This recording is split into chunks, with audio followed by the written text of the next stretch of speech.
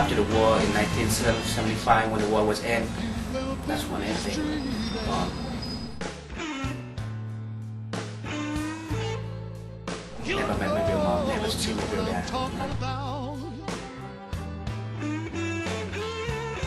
Do you know your dad's name? No.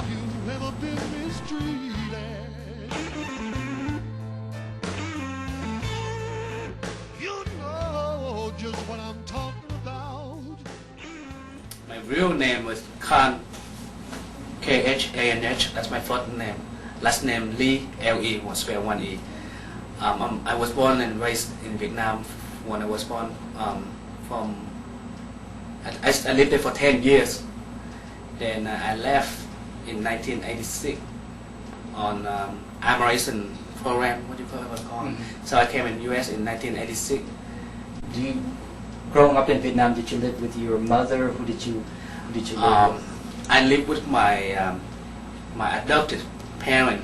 They the one who babysit me when I was young, so they know my real mom. But after the war, they don't know where my mom. My mom never come back and pick me up. You know how they drop me in the morning and come pick me up after and in the evening. But what happened one day, they never come back and pick me up no more. So she take care of me now. So you never met your mom? Never met my real mom. Never see my real dad. Never. Do you know your mom's name? Yeah, I know my mom's name. Do you know your dad's name? No. Do you have any information about your dad? No, nothing. Because they say after the war in 1975, when the war was end, that's when everything gone. And I'm Ross Greek, and I'm a retired behavior psychologist who is working as a VISTA volunteer here at Mo People SOS, and my purpose here is to help with designing some specific programs, some of which have to do with setting up a center for victims of torture, and the others are related to doing a research project for some future special work with Amerasians.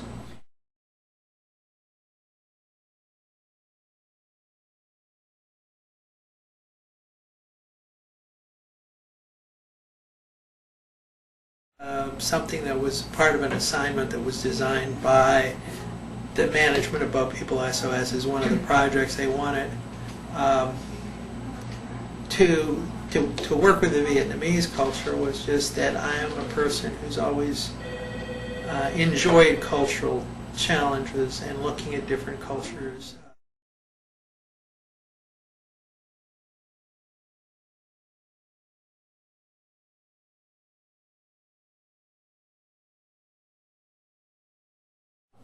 So in your last quarter, when you are going to focus on the Amerasians specifically, what do you hope to do, or what do you plan on doing? Well, actually, I'm in the process of putting together, from the things I'm reading, some sort of outline of issues I want to ask about.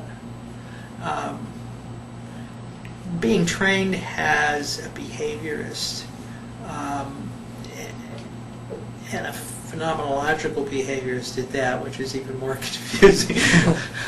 My interest really is in looking at what it is, how they see their life. What do they want from their life? What is there they'd like to learn,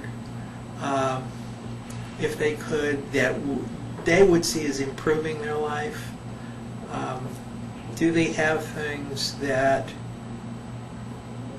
they want to know how it works? I mean, looking just at my experience here with a Vietnamese culture completely wrapping around me while I'm at work during the day, there are a lot of things that I have difficulty figuring out. Well, how exactly does that work for them? And that's one of the challenges of culture is understanding how things work, because that's what makes it tick. I mean, if it doesn't work for them, why does a culture fit into another culture quickly and easily, or why does it tend to stay independent and separate?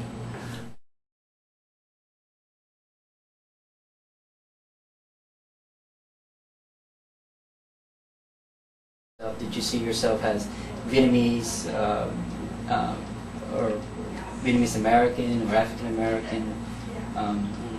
Can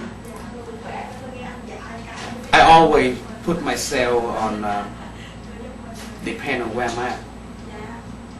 If I'm in Vietnamese community, I have to put myself in Vietnamese community.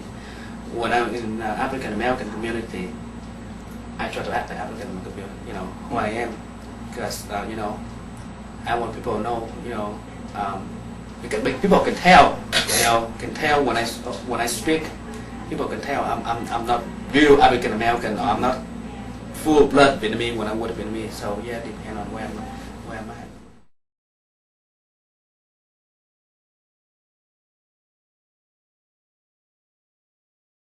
do you feel more comfortable with the African American community, or do you feel more comfortable in the Vietnamese, or is it equal and I should put it equal. equal? I put it equal.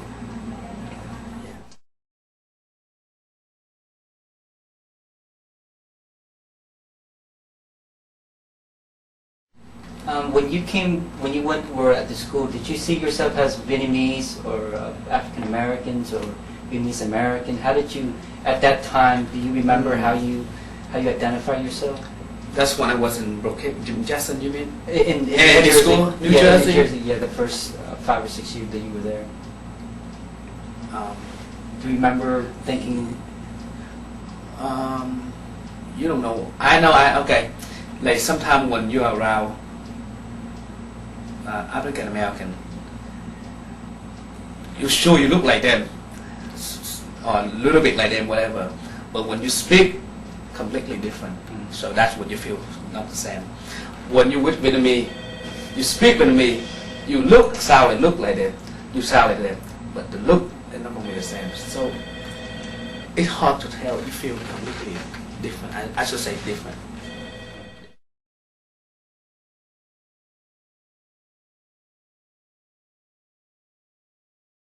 The Vietnamese culture has a real hierarchy of acceptance, and that the Amerasians are at the bottom of the bottom of their cultural acceptance, and that it seems that the black Amerasians are at the very, very bottom.